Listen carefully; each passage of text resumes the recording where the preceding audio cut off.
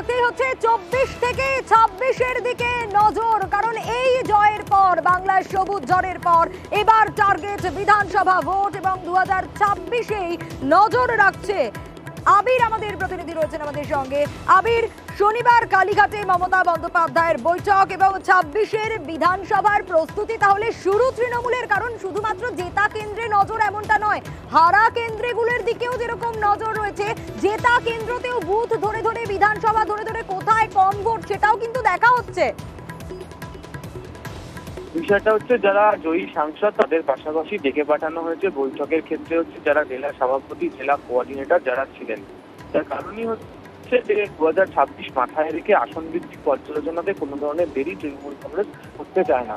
তৃণমূল কংগ্রেসকে অবাক করেছে বেশ কতগুলো জেলার ফল, মালদা, দিনাজপুরের কিছুটা অংশ, শিলিগুড়ি, হুগলি, পুরুলিয়া, বাঁকুড়ার একাংশ, এই জায়গাগুলো।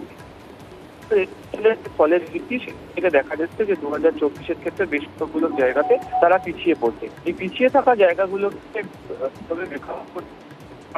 জায়গাগুলোতে পিছিয়ে যাওয়া হলো, সেখানে কোথায় ঘাটতি থেকে গেল, কোথায় খামতি থেকে গেল,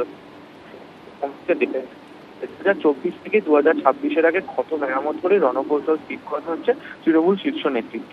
আর যেহেতু সাংসদরা জিতে আসার পর তারা শুধুমাত্র দিল্লিতে যাবেন, পার্লামেন্ট করবেন, চলে আসবেন এমনটা নয়, 2026-এর কথা মাথায় রেখে তাদেরকে এখন থেকে পুরোদস্তুর ময়দানে নামাতে চলেছে তৃণমূল কংগ্রেস।